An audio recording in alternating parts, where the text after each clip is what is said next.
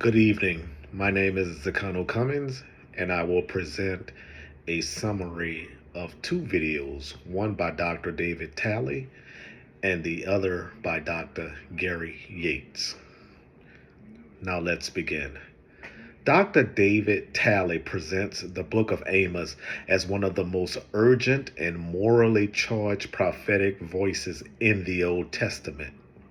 He begins by situating Amos in the 8th century BC during the reign of Jeroboam II, a time marked by economic prosperity, political stability, religious activity in the northern kingdom of Israel. Despite this outward success, Talley stresses that Israel was spiritually bankrupt. Very interesting. Sounds like a current event. Beneath the surface lay systemic injustice, exploitation of the poor, corrupt leadership, and hollow worship. Conditions that set the stage for Amos's prophetic confrontation.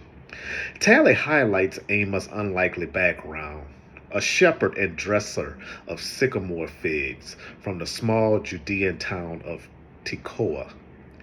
Amos was not a professional prophet, priest, or royal advisor. His calling underscores a major theme in Talley's teaching.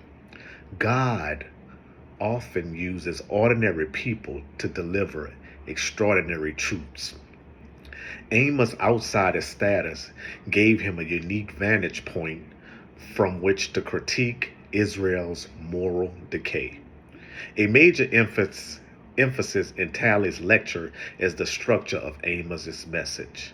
He notes how Amos begins with oracles of judgment against surrounding nations, such as Damascus, Gaza, Tyre, Edom, Ammon, and Moab, drawing Israel into a sense of agreement. But then Amos turns the prophetic spotlight onto Judah and especially Israel, revealing that Israel's sins are even more grievous because they violate covenant knowledge. Talley stresses that privilege brings responsibility. Israel's chosen status heightens their accountability.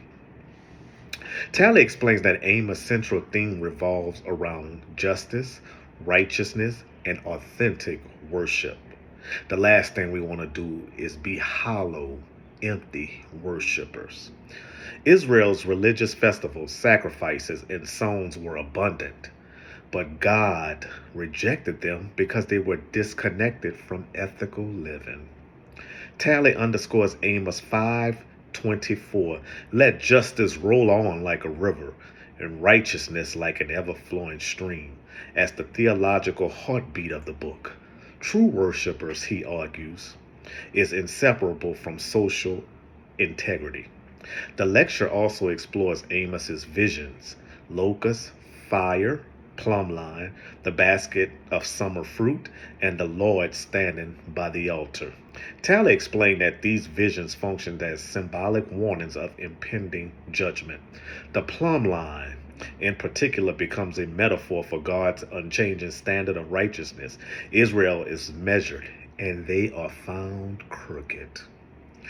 Talley does not shy away from the severity of Amos's message. He calls Amos a prophet of doom, in the sense that the book contains stark warnings of exile, destruction, and divine judgment.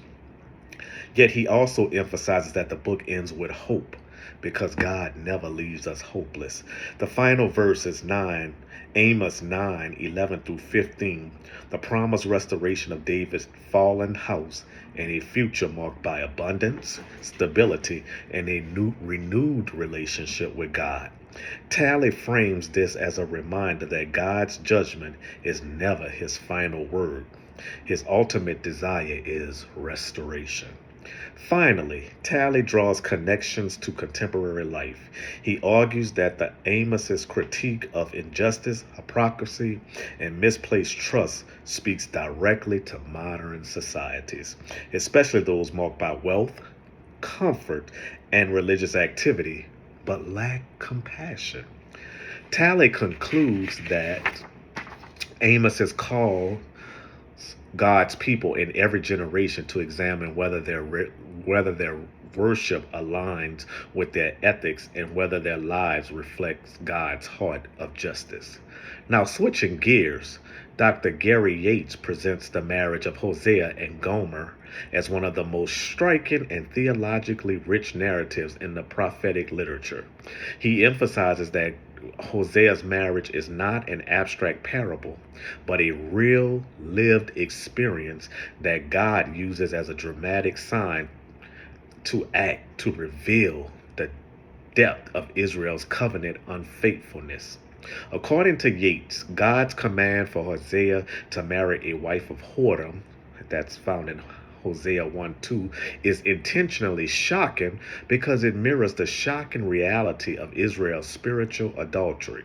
The prophet's personal the prophet's personal life becomes the canvas on which God paints his message. Yates explained that the central purpose of Hosea's marriage is symbolic representation. Hosea embodies God's role as a faithful covenant partner, while Gomer represents Israel, who repeatedly abandoned the Lord for idols. The narrative is not primarily about Hosea's personal tragedy, but about God's broken heart over his people. Yates stresses that the emotional weight of the story, which is betrayal, heartbreak, pursuit, and restoration, reflects God's own experience with Israel and even us today. The symbolism is meant to be felt, not merely analyzed. A key theme in Yates' teaching is the nature of Israel's idolatry. He notes that Israel's worship of Baal was not simply a theological error, but spiritual adultery. Baal worship promised fertility, prosperity, and security, things Israel desired more than covenant loyalty. Gomer's unfaithfulness, therefore, is not random. It mirrors Israel's pursuit of other lovers who cannot truly provide.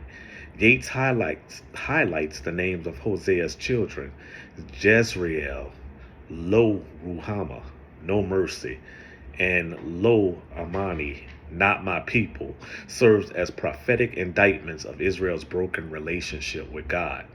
Yet, Yates is careful to emphasize that Hosea's story is not only about judgment, it is about equally concerning relentless grace. When Gomer leaves Hosea and falls into a deeper degradation, God commands Hosea to go again and redeem her. Ooh, sounds familiar. We were redeemed while we were yet sinners.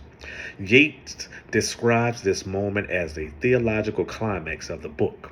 Hosea's costly act of buying back his unfaithful wife illustrates God's determination to restore his people despite their betrayal. Redemption is not cheap. No, it isn't. It requires sacrifice. Yes, it does. Hosea's love becomes a living picture of God's covenant faithfulness. Yates concludes that the marriage of Hosea and Gomer reveals the heart of the gospel long before Christ.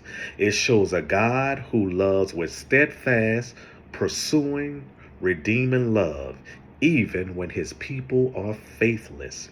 The narrative exposes the seriousness of sin, the pain of betrayal, and the cost of restoration, but it also proclaims hope.